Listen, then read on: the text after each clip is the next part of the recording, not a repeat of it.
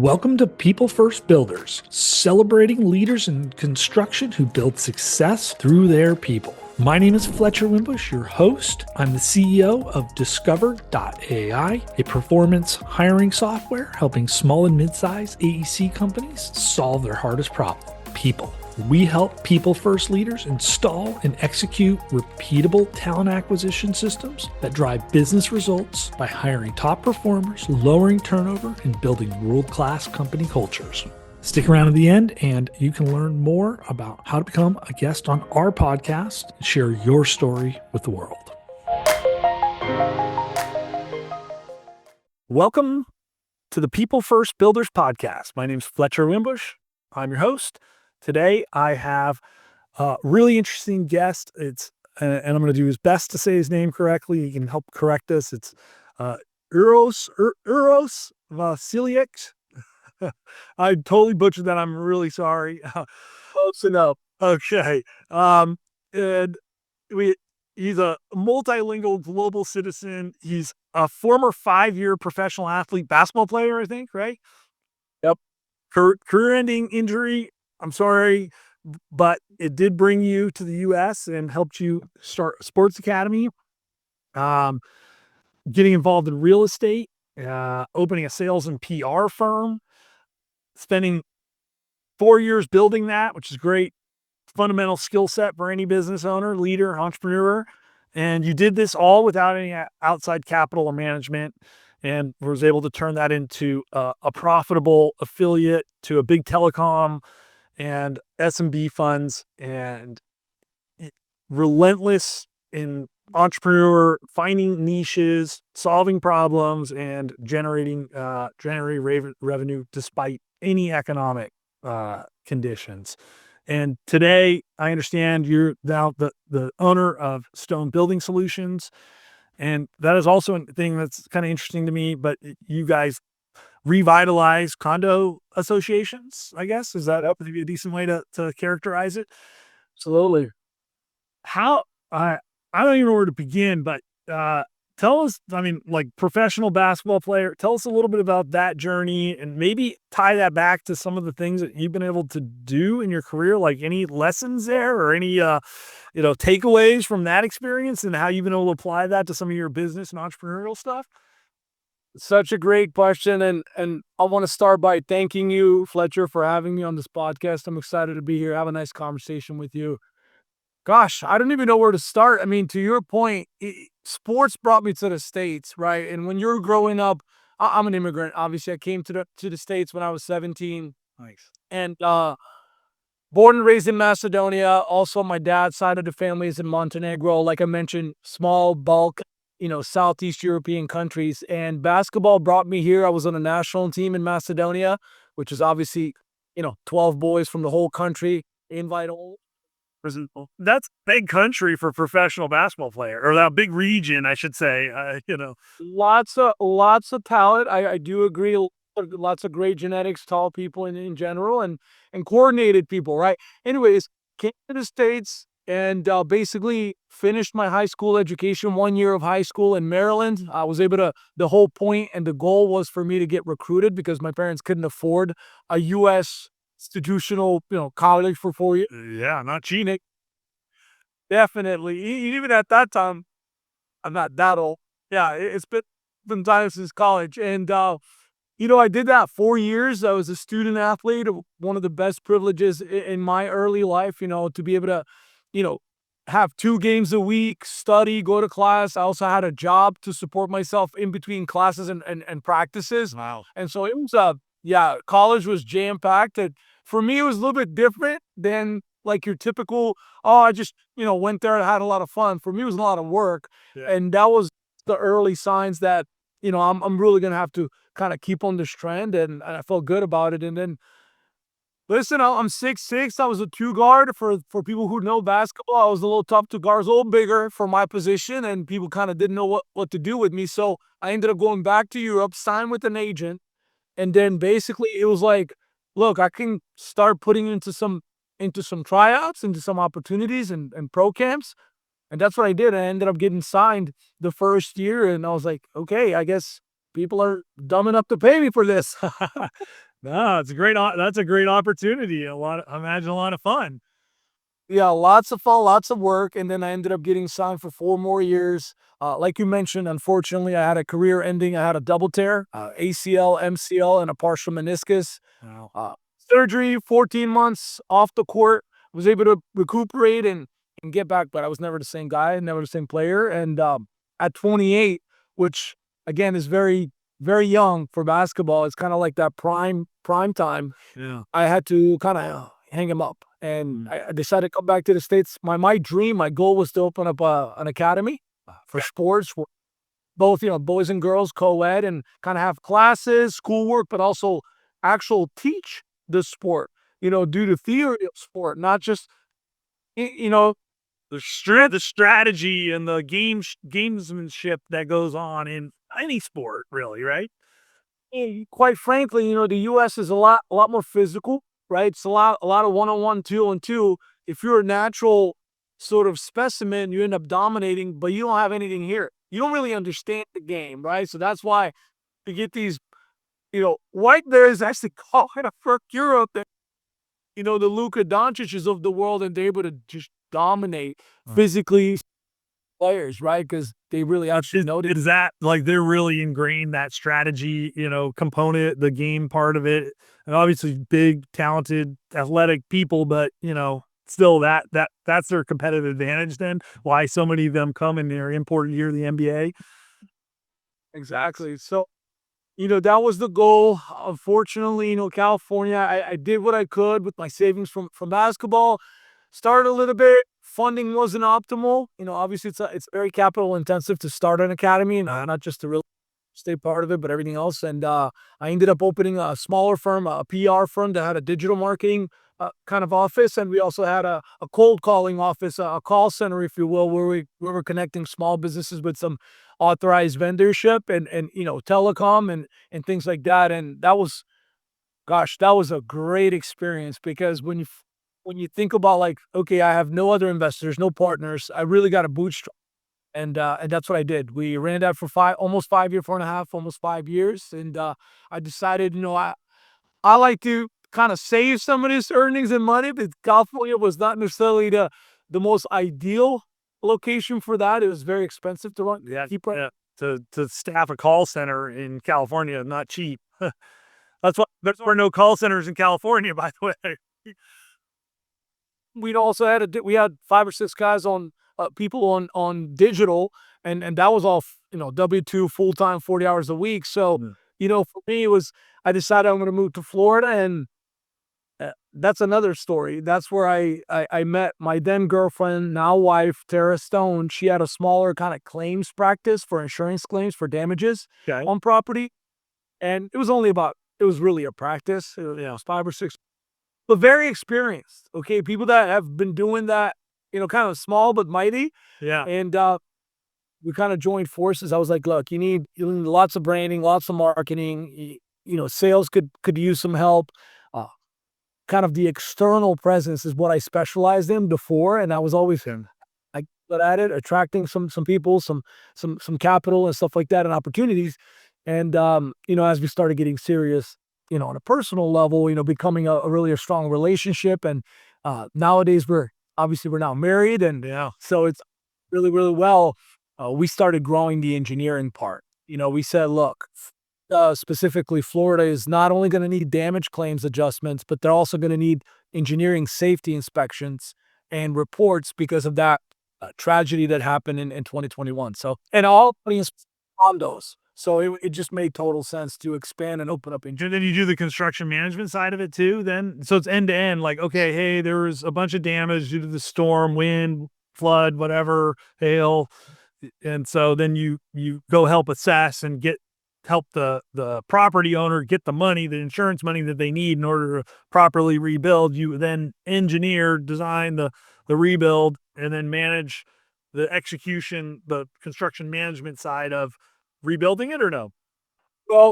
Not quite. Even though you're on the right track, the claims entity is almost completely separate. Obviously, you only have we're the same brand, Stone Building Solutions, on EIN, but we're treating it like a completely different sector. It's different using kind of different workflow and cadence of work. And then on the engineering side, we actually work with contractors in what we call a sealed bidding process, a sealed envelope process, where, Okay. let's say, to your point, we find damages, maybe not from a storm, but just conduit that needs repairs. And then they'd have to, maybe they secured the funding for either they're specially assessed or they went to a bank and they got a loan, but they have the money for a project. Now they need to select the GC. Well, we can actually recommend, because we have a vendor portal on our website. We have thousands of relationships in that world, and we recommend to the board. The condo board picks one, and then we start the project where we work hand in hand with the GC and the subs to make sure that the quality is there and make sure that. So more of an owner's rep. I mean, you do the engineering side, but more of an owner's rep style of a representation than I guess it would feel like, right? Yeah, yeah.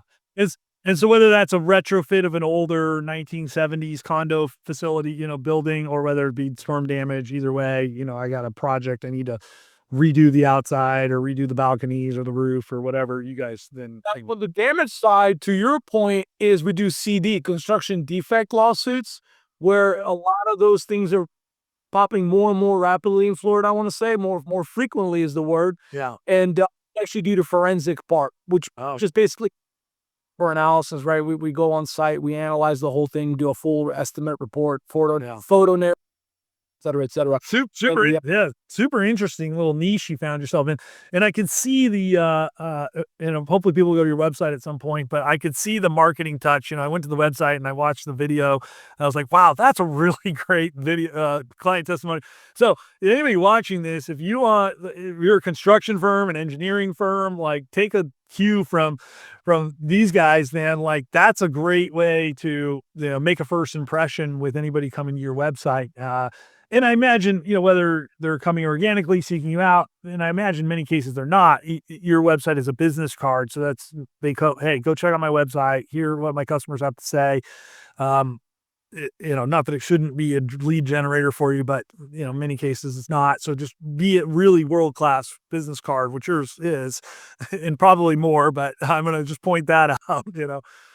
You did, because we have a full sales team. Again, everybody's W-2. We're about 30 people right now in the company, 29 plus a few folks that are 1099, but the majority everybody's there. And listen, we have 8 of those guys that are on our sales team. And a lot of times when the board presentations, it's all live. We're huge fans of just facts tell, but stories sell, right? Like, don't just your ideas and kind of bombard people with your own opinions. Nobody cares, right? People care what you did for others, and you show that, and maybe you can call those people and references in our industry is huge. Yeah. So that's on the new business side. This is the People First Builders podcast. And obviously we're interested in business and how people are successful, period. And we're entrepreneurs here and everything. But how about the people side of this then? How have you applied some of these PR, marketing, sports, competitive things to how you've scaled this business? You got 30 people. How you've been growing quickly, it sounds like. I guess, how many people were you at when you guys started this journey, and how long's it been? And now you have 30 people. What's been the process to scale up the team, the people? People call me the people builder, right? That's what I call myself. I do these meetings once a week for everybody, the whole company. And of course I do the departmental meetings as well. And I'm like, listen, guys, I'm the people guy. Okay. Like for process, called 3Ps, people, process, platform. For the process and the platform, I'd like to hire the people that are smarter than me and just let it. And I say a true visionary. Well, no, but seriously, when it comes to people, I do care. I do remember. I'm very organized and detailed. One-on-ones are recorded. Goals and kind of 30, 60, 90-day plans for new hires are fully followed up on, and with action items after every week's meeting. And, wow. It's one of those things that I really don't take for granted, because going back to your first question, I was coached that way. Even from when I was 15, 16, 17, not in business, but in sports. Yeah. Didn't even think about, like, I had some of the most amazing coaches. These are grown adults, 50, 60. Some of them were almost pushing 70 years old. I mean, veterans in the sports world. And they just they just cut me no slack. I mean, they always coach me, I guess, up to my ceiling. Okay, not up to my worst game, worst practice. They were seeing the potential, right? And that's how they were coaching me. So I want to unpack that more because that's really interesting. You're the first person I've had on the podcast that has highlighted this systematic performance management strategy. And this is something that we teach in our fact-driven hiring system. Our training, the last piece of the hiring process is the training and onboarding. And there's a performance management piece that goes on forever with any hire, any person on your team that you're touching on here. And so the first thing I want to understand is, and I always love the sports analogies. I mean, I'm a big NFL football guy. I played football. I wasn't basketball guy, but man, you think about how dynamic a sports team, especially a football team, no offense, basketball team, sure, plenty complicated, but I mean, an NFL football team with 53 players and like 20 coaches and like all sorts of crazy madness going on, right? Super complex organization to operate, right? Well, so your coaches created performance management plans that were set based on these really rigid, smart goals, I guess. And you took that. So connect the dots for me. Like, how does that translate to performance as an athlete, an individual athlete or team member in a sports team to a business? Let's help us. I'll give you this. You might have to just kind of speed things up for people, speed this up for people. But I mean, I'll never forget. It's my second year. I'm in Croatia. Okay. And this is as a pro, not younger. I'm in Croatia, meaning I'm a Bosman B player. I'm a foreign player, meaning the team is foreign player taxes on my contract, meaning I'm costing them a lot more than the domestic types. So before we do the press conference, sign a contract, the GM comes in and basically my agent is here next to me. Here's the coach. Listen, by how many times is your guy better than our domestic guys? Wow. And I'm, well, hold on. By how, not is he better? By how many times? Like twice, 3 times, 4 times better than my typical domestic guy that's going to be this.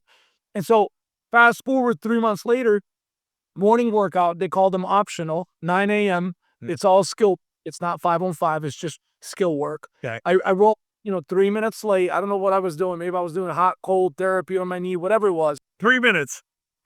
3 minutes. No. Yeah. Okay. That 3 minutes, 9-on-3.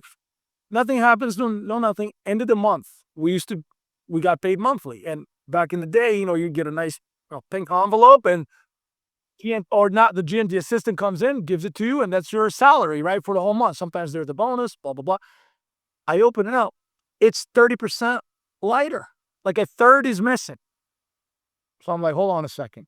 I go back immediately, talk to get to the GM, final get a meeting, sit down. Oh, you remember, 3 weeks ago when you showed up Tuesday morning, 9:03?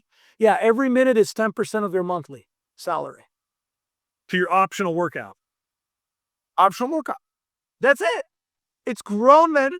There's no conversation. There's no, I'm sorry, I thought, none of that.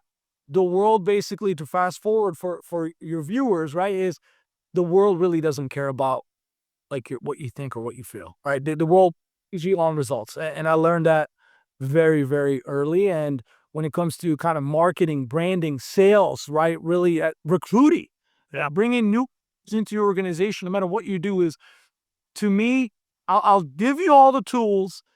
I'll be right there for you. I won't micromanage you. I'll let you do your work because you're a grown adult, right? Professional. But at the same time, I will constantly drive you and because I'm going to look at results and I'm going to compare that to your ceiling. Yeah. Okay. And like in sports, I would assume then many of your people are incentivized to hit goals and they have incentive packages to perform, right? Like to their ceiling, not to their floor, I would assume, right? So the results are tied. I like that. So that's an interesting analogy. I mean, I don't know that much about the business of sports, frankly, but that's an interesting insight, right?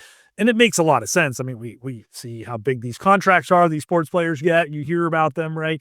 Like you ain't getting that for nothing, right? Like you better be exponentially better. You're worth it. And there is a value to that you're getting, that these people are getting paid for. So yeah, if you want to be a top performer in anything in your career, then you should be thinking about being an elite player, athlete, or performer, right? And perform to your ceiling versus your floor. And hopefully you're in an organization that's supporting that. So you mentioned 36. I wanted these. Yeah, good. Sorry to cut. I want to just add to that, please. It's very important. The leaders, we have 8 leaders. I want to call them, some are directors, some are managers, right? Leaders in our organization. I have a meeting with them every Monday, and it's strategy call, right? It's about 30, 60 minutes. On the people side of that meeting, I said, look, guys, there's nothing that a new hire can do wrong in the first 90 days. Yeah. No matter what. No matter if you've told them 15 times to not do a specific thing, I almost look at it as it's a young child. It's almost like a baby, right? It's cold, it's hungry, it's gonna cry. And it's always gonna be your fault. Okay? And the way to look at it. So give extra trust, extra grace, extra benefit of the doubt. Make sure you really coach them up and show them what you're wanting them to do. Like literally do that for them, whether it's on the screen or in person, Mm. and then let them do it. And then the account. Yeah. So how do you get your managers to, effectively onboard these people? I mean, they do need attention, right? They don't just create a 90-day plan, onboarding plan for somebody and be like, here you go, here's your plan. And, it's up to you to figure it out. I mean, maybe it's not probably not quite as cutthroat as the professional basketball team. Like you should have been there on time. But, I mean, how do you get your managers to be consistent in providing mentorship and leadership and I want to say holding them accountable, whether it be 60 days in or 2, 3 years in, right? How do you convince them to spend the time? Yeah, it's a great question, and it's not so. It's easier said than done. It's one-on-ones and team meetings, but there's also the extra mile approach where, for example, our engineering team members, we call members of team field. They spend a lot of windshield time driving to these buildings so they can inspect them.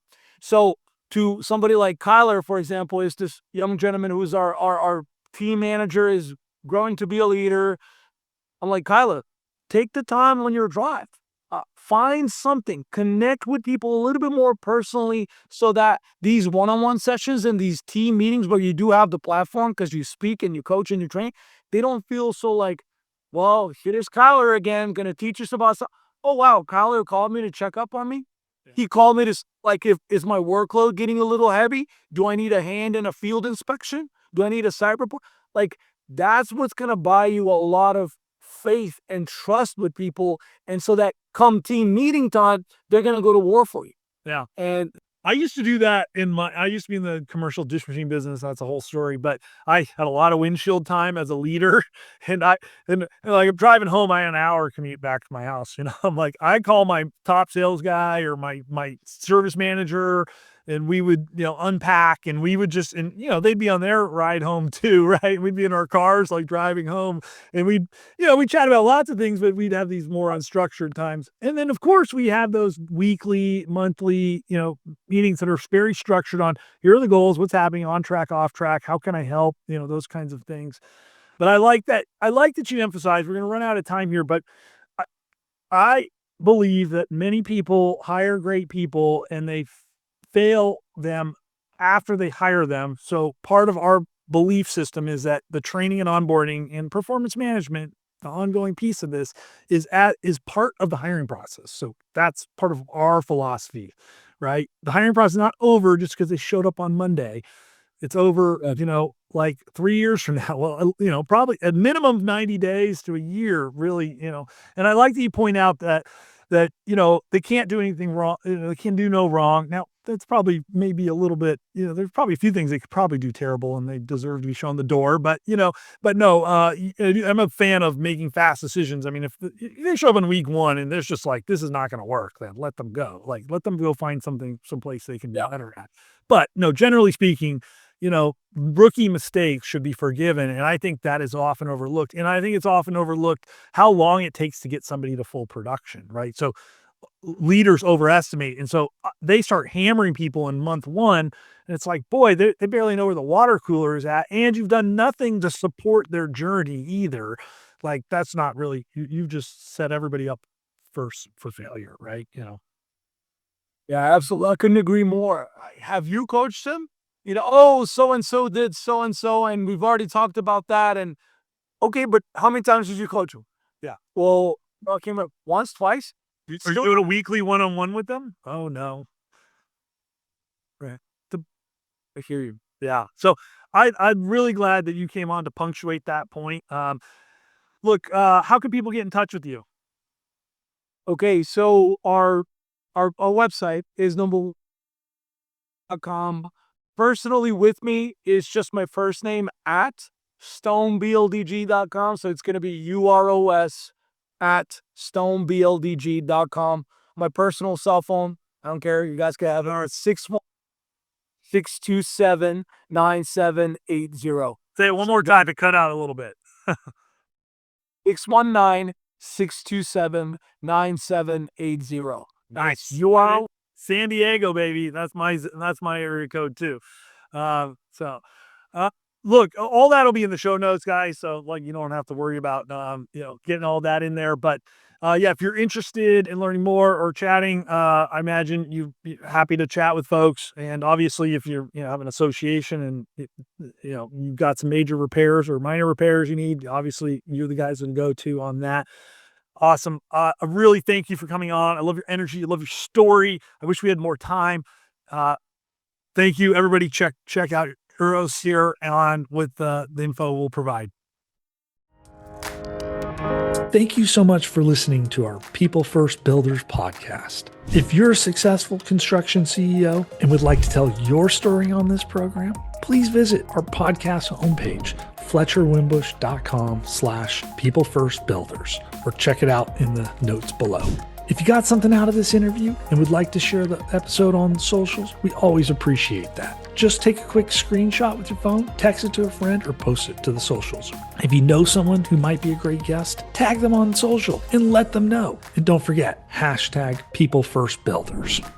I love seeing your posts and guest suggestions. We're regularly putting out new content. To make sure that you don't miss out on any episodes, go ahead and hit subscribe on your favorite podcast channel. Your thumbs up and ratings and reviews go a long way to help promote the show and mean a lot to me and my team. Want to know more? Go to our website, FletcherWimbush.com, or follow me on LinkedIn.